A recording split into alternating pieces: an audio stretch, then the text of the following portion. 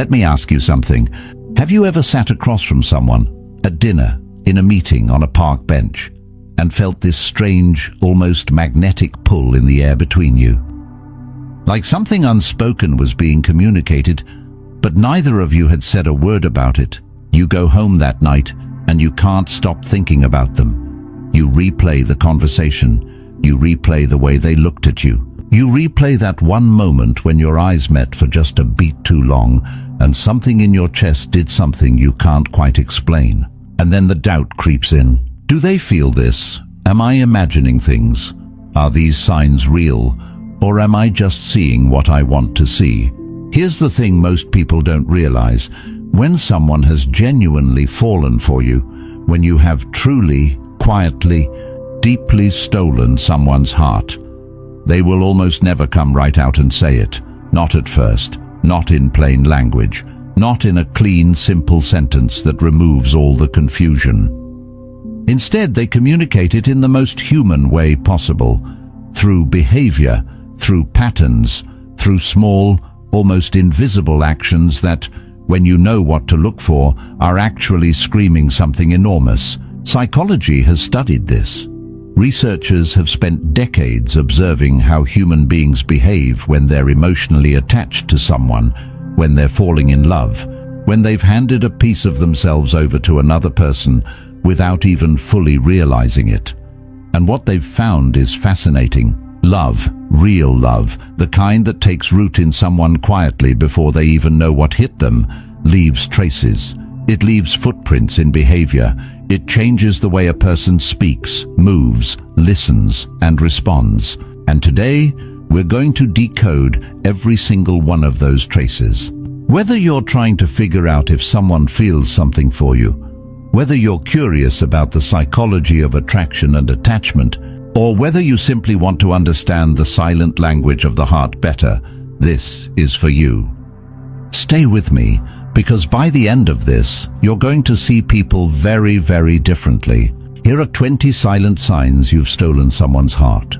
Sign number 1. They remember the details you've already forgotten. Think about the last time someone said to you, "Hey, how did that thing go? The one you mentioned 3 weeks ago," and you blinked because you barely remembered mentioning it. It was casual. You threw it out there in passing, maybe during a conversation that felt ordinary to you, but they remembered. Here's why this matters. The human brain is extraordinarily selective about what it chooses to retain. We are constantly bombarded with information, thousands of words, faces, facts, and interactions every single day. Our minds, acting as filters, decide what's worth keeping and what gets discarded. When someone remembers the small things you've said, your favorite childhood memory, the name of your first pet, the city you've always dreamed of visiting, the offhand comment you made about how you hate the smell of cigarette smoke, it means their brain has flagged you as important. It has said, "This person matters, store this." You cannot fake genuine memory. You can pretend to listen. You can nod in all the right places. But you cannot manufacture the act of actually retaining and later recalling something someone told you weeks ago, unless that person lives rent-free in your mind. And that's exactly what happens when someone has caught feelings for you. You move in. You take up mental real estate, and the evidence shows up in the small things they remember that you've long since forgotten. Sign number 2. Their body turns toward you, even in a crowd. This one operates entirely below the level of conscious thought, which makes it one of the most honest signals on this entire list. Psychologists call it postural orientation, and it refers to the direction in which a person's body naturally faces during social interactions. Research in nonverbal communication, most famously explored by body language expert Albert Mehrabian, consistently shows that we physically orient ourselves toward the people we are most interested in and emotionally drawn to. Here's how this plays out in real life. You're at a party. There are 8 people in the room. Conversations are flowing in different directions, but you notice, subtly, if you're paying attention, that one person's feet, shoulders and chest keep angling back toward you, even when they're talking to someone else, even when you're across the room. Feet are particularly honest. Feet don't lie. We tend to point our feet in the direction we most want to go, and when we're drawn to someone romantically or emotionally, our feet unconsciously point toward them.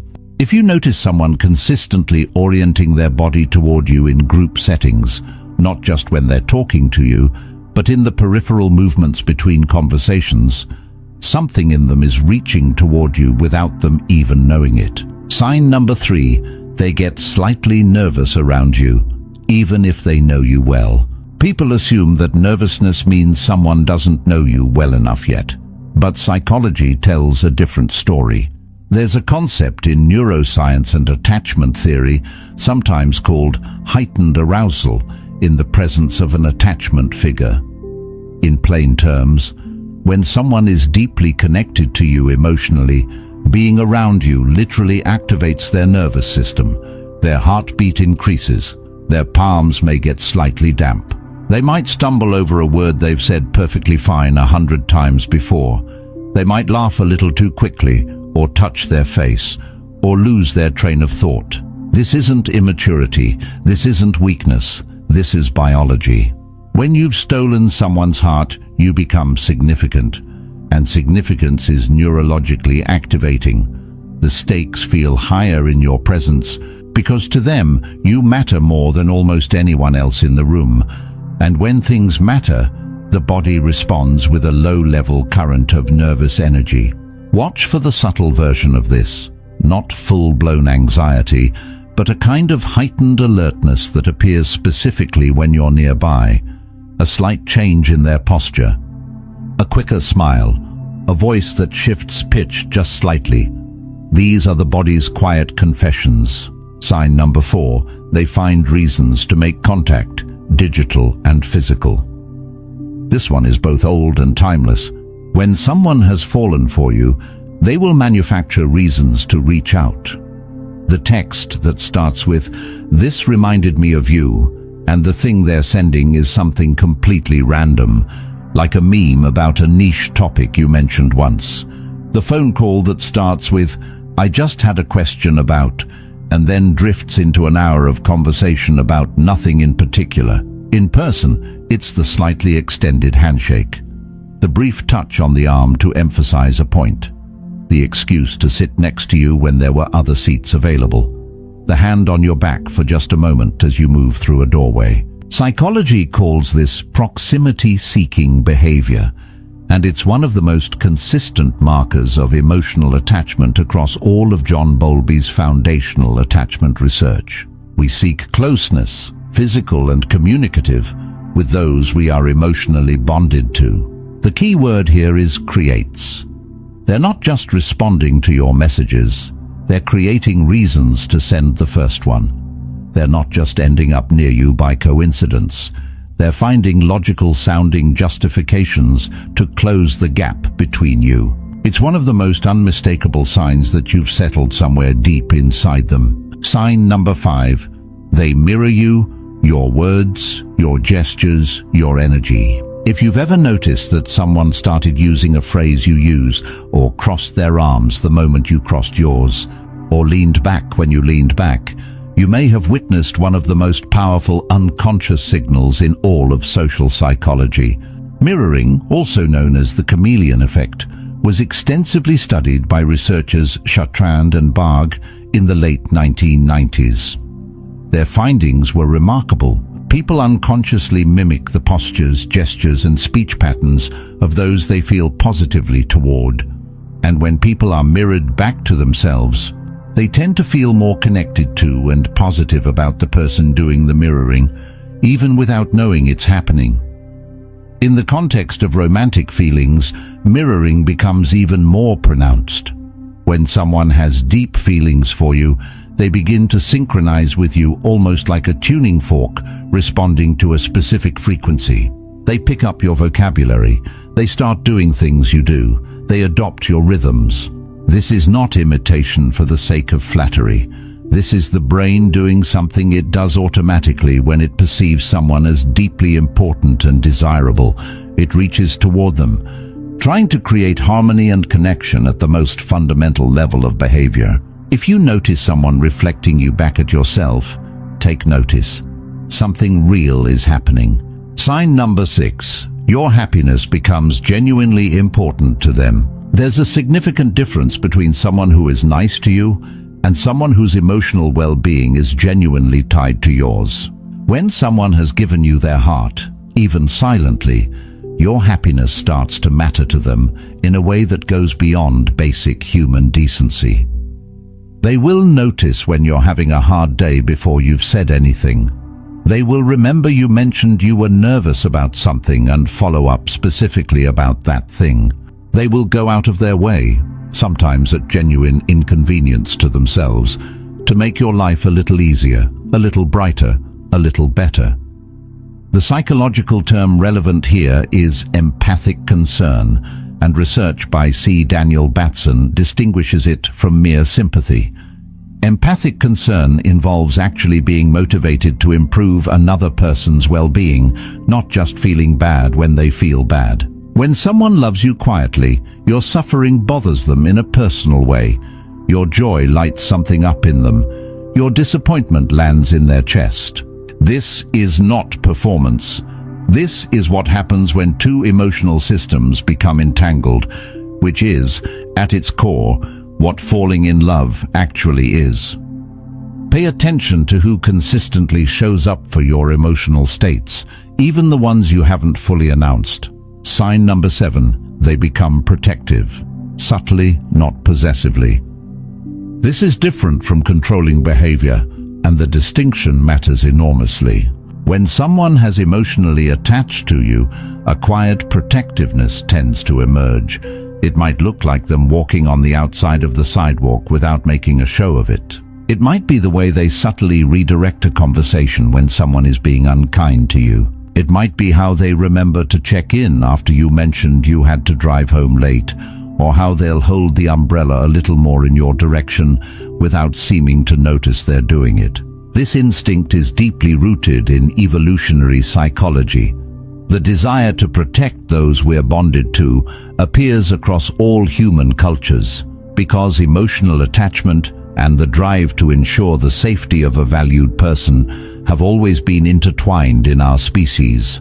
The critical difference between love-rooted protectiveness and controlling possessiveness is consent and autonomy. Genuine protective love makes you feel safer without making you feel smaller. It shows up as concern, not as a leash. If someone consistently shows up in small, unremarkable ways that somehow make the world feel slightly safer when they're around, something in them has decided, quietly, that you are worth protecting. Sign number 8.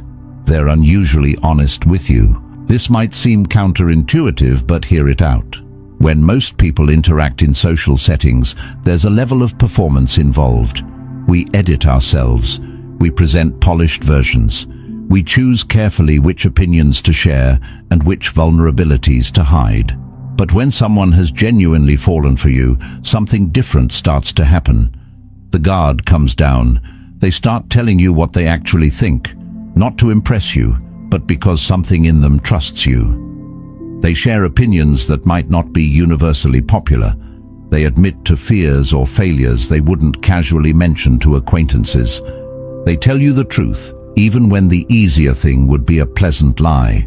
Psychologist Erwin Altman and Dalmas Taylor developed social penetration theory, which describes intimacy as a process of progressive self-disclosure, starting from surface-level information and gradually moving toward deeper, more personal revelation. This process accelerates significantly when genuine emotional feelings are present. When someone is unusually open with you, more open than seems socially required by the context of your relationship, they are not being reckless. They are being pulled. Something in them is being drawn toward you in a way that loosens the usual walls. That kind of openness is not an accident. It's a sign. Sign number 9. Eye contact that lasts. just a beat too long. Humans are actually quite calibrated about eye contact in most social situations. We make it, hold it briefly, and look away. This is the normal rhythm of interaction. Extended, unbroken eye contact between people who don't have strong feelings for each other tends to feel uncomfortable, even threatening. But between two people where feelings are developing or present, eye contact shifts. It deepens. It holds a moment longer than socially standard. And both people tend to notice, even if neither says anything. Psychologist Zick Rubin famously studied this and found that couples who reported being deeply in love spent significantly more time engaged in mutual gaze, looking into each other's eyes, than couples who reported less intense emotional connection. There's also the soft eyes phenomenon, a relaxation of the muscles around the eyes that makes a person's gaze look gentler, warmer, and more open than usual.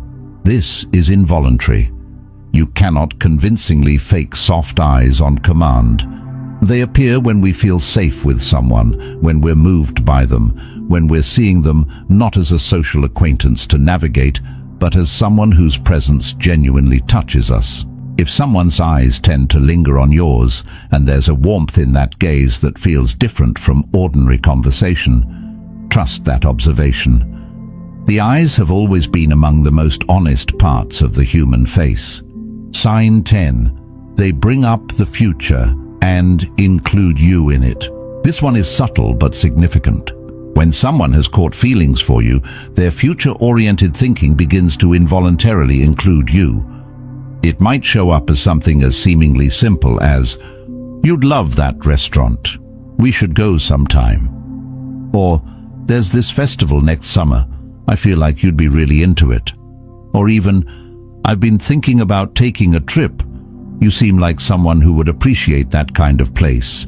These are not just friendly suggestions. These are glimpses of a mind that has started projecting you into their future narrative. When we don't care deeply about someone, we don't automatically include them in our future plans, not even casually. We talk about the future as something that belongs to us alone, or to our established inner circle. When someone begins weaving you into their forward-looking statements, even offhandedly, it reveals something about where you've taken up residence in their internal world. You're not just in their present, you're in their imagination of what comes next. And that is a profound thing. That is what it looks like when someone has given you a piece of their hope. Sign number 11. They notice changes in you before anyone else does. You got a haircut. You seem a little quieter than usual. You're wearing something you don't normally wear. You seem lighter today, like something good happened. When someone has fallen for you, they notice, before anyone else does, and often when you haven't said a word. This happens because of something called heightened attentional focus, a psychological state in which our brains allocate extra processing power to the thing we care about most. When a person is emotionally invested in you, you become a priority at the perceptual level.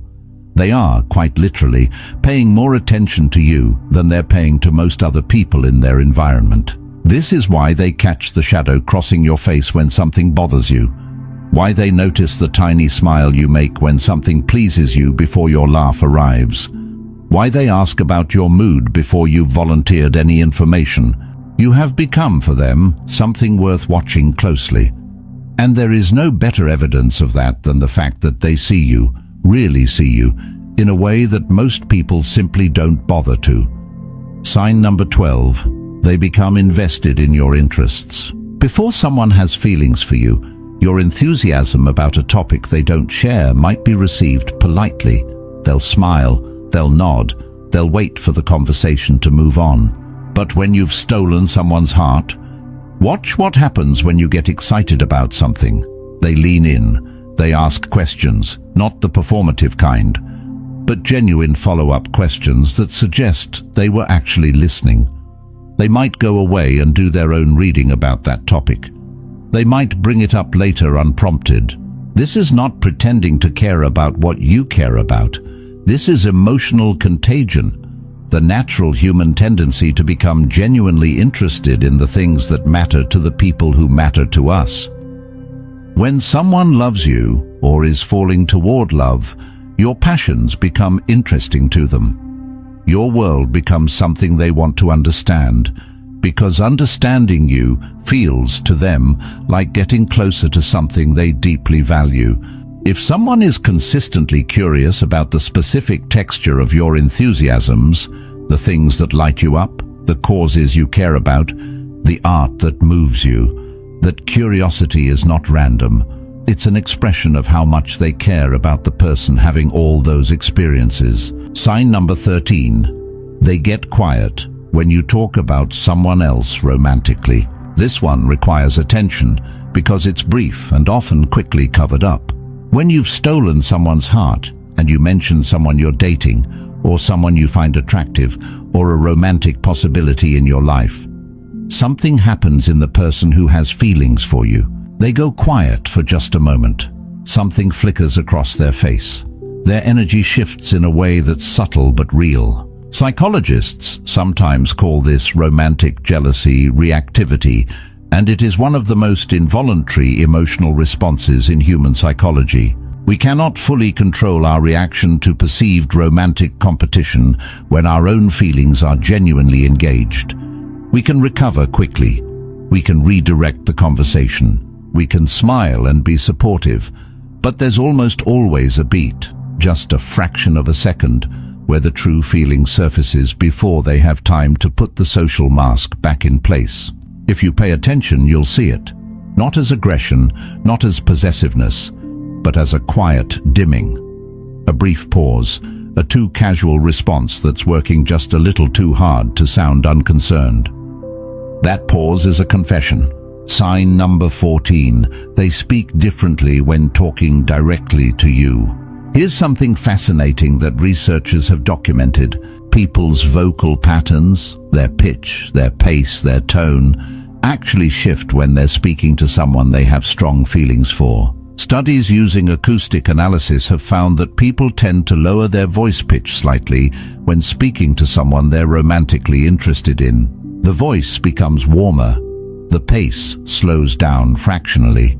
The language becomes slightly more personal, more careful, as though each word is being chosen with a little more deliberateness. In group settings, this becomes even more obvious if you compare how someone speaks to you versus how they speak to everyone else. With others, they might be casual, rapid, or perfunctory. With you, there's something else, a softness, a specificity, a sense that what you're being given is a slightly more intimate frequency. You may also notice that they use your name more than strictly necessary. This is actually a well-documented phenomenon in interpersonal communication. People tend to use the names of those they're emotionally drawn to more often, because saying the name of someone we care about produces a small neurological reward. It is, in its way, a tiny act of savoring. Sign number 15. They show up without being asked. When someone has given you their heart, they simply appear. You mention you're moving apartments, and they show up with boxes and their Saturday free. You're going through something difficult, and they arrive, not with a flood of advice, but with presence. You have a big moment coming up, and somehow they remember, and somehow they check in, and somehow they arrange to be nearby. This is not convenience. This is prioritization. And prioritization is one of the clearest expressions of love that exists, because it costs something real: time, energy, attention, and people only pay those costs consistently for the people who mean something deep to them. Researcher Gary Chapman, in his work on love languages, identified acts of service as one of the 5 primary ways people express love. But even beyond formal love language theory, the simple act of showing up, physically, emotionally, practically, when it would have been easier not to, is among the most honest things a human being can do. Actions have always told a cleaner truth than words. If someone keeps showing up in your life without being specifically requested to, they have decided on some level that being where you are matters to them. Sign number 16. Their mood is affected by yours. When someone has deeply bonded to you, there's an emotional synchrony that develops, a kind of resonance in which their emotional state begins to track with yours. You walk in bright and laughing, and something in them brightens too. You come in low and tired, and they feel it. Their energy softens, they become gentler. They unconsciously match your frequency. This isn't them being emotionally dependent in an unhealthy way. This is a natural consequence of what researchers call emotional contagion and co-regulation, processes through which closely bonded humans synchronize their emotional states. In healthy form, this is actually one of the hallmarks of genuine love. When your joy genuinely increases their joy, and your pain genuinely lands somewhere in their chest, not as performance, not as obligation, but as reflex. That is what it means for two people's emotional worlds to have become meaningfully interconnected. You can observe this in the small calibrations they make when you enter a space. The way the room feels slightly different when you're in it, at least for them. They are tuned to you in a way that goes beyond ordinary social awareness. Sign number 17. They defend you when you're not in the room. This is one of the signs that's hardest to observe directly, but you may hear about it from others. When someone has genuine feelings for you, they speak well of you in your absence. More than that, if someone else speaks critically of you, dismissively of you, or makes a joke at your expense, the person who has given you their heart will feel a reflexive need to push back, to correct, to present the fuller picture of who you are. This is significant because there's very little social incentive to defend an absent person. It can create friction. It can make things awkward. It's far easier to stay neutral, to laugh along, to let criticism pass without comment. Most people take the easy route. But when someone loves you, quietly, without announcement, they find themselves unwilling to let the easy route pass at your expense. Something in them objects. Something in them rises up and says, "No, that's not right. Let me tell you who this person actually is." If people in your life have mentioned that someone spoke up for you when you weren't there, don't dismiss it as ordinary courtesy. That kind of advocacy, in the absence of any audience-based reward, is almost always love in disguise. Sign number 18. They remember your relationship's firsts. The first time you met. The first real conversation you had. The first time they made you laugh. The first time you did something together. When someone has given you their heart, these moments become meaningful to them in a way that they catalogue, even if informally. They might mention them. They might reference something from early in your relationship with a clarity that surprises you, because for them, that moment was not ordinary. It was the beginning of something they felt, even before they had words for what they were feeling. Psychologists talk about something called flashbulb memory, the phenomenon in which emotionally significant moments get encoded in the brain with unusual vividness and detail. While the term has been primarily used to describe shared cultural events, the same encoding mechanism applies to personal experiences that carry strong emotional weight.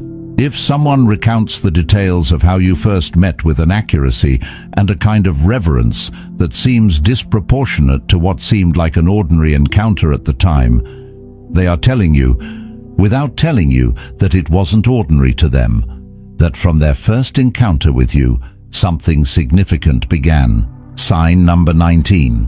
They create inside jokes and shared references and protect them. There's something deeply intimate about an inside joke. It creates a private language that belongs only to two people, a little world that lives between them, inaccessible to everyone else. And when someone has fallen for you, they are naturally, instinctively building that world.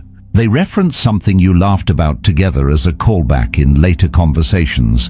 They start using a word or phrase that has meaning specifically for the two of you. They protect those references.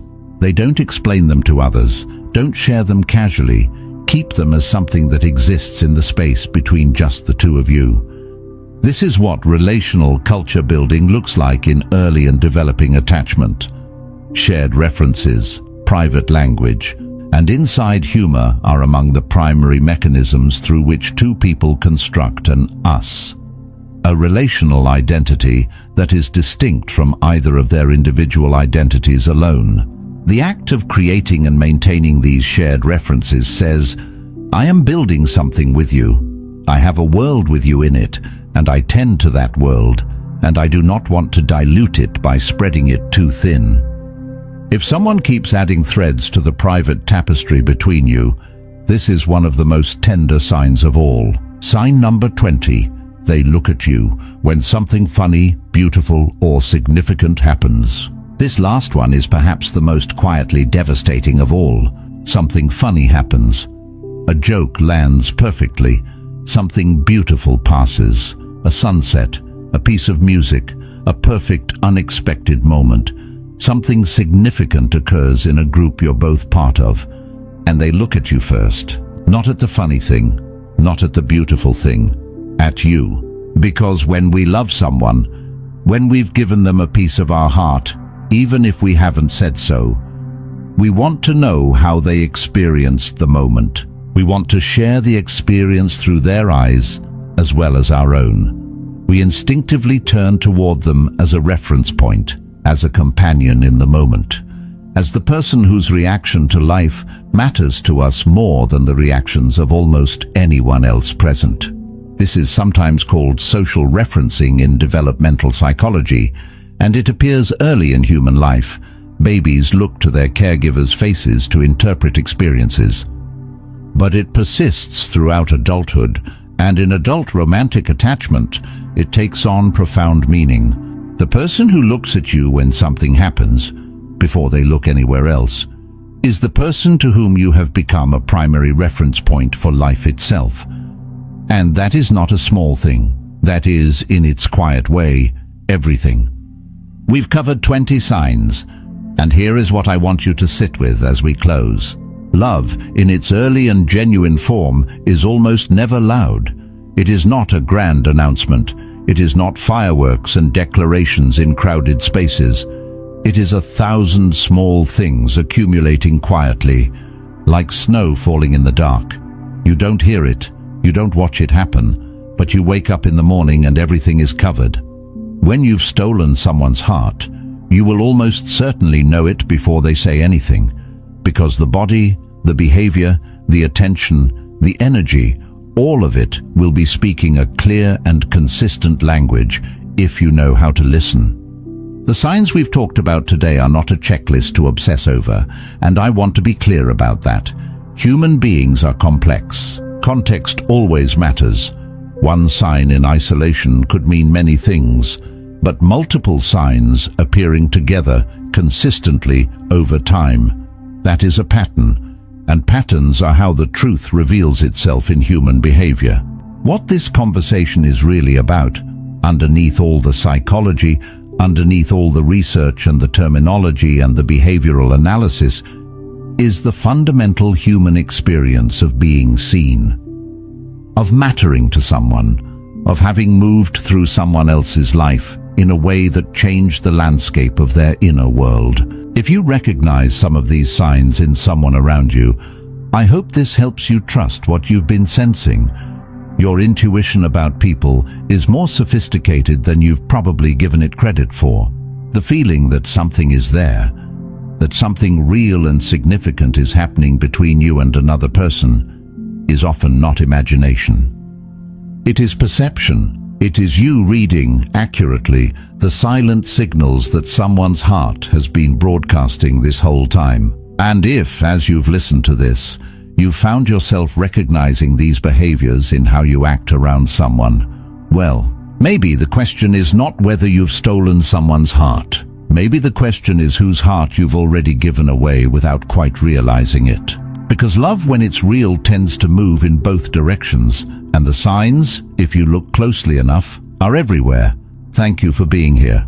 If this resonated with you, share it with someone who needed to hear it today. Because sometimes, the best thing we can do for the people in our lives is give them the language for what they're already feeling.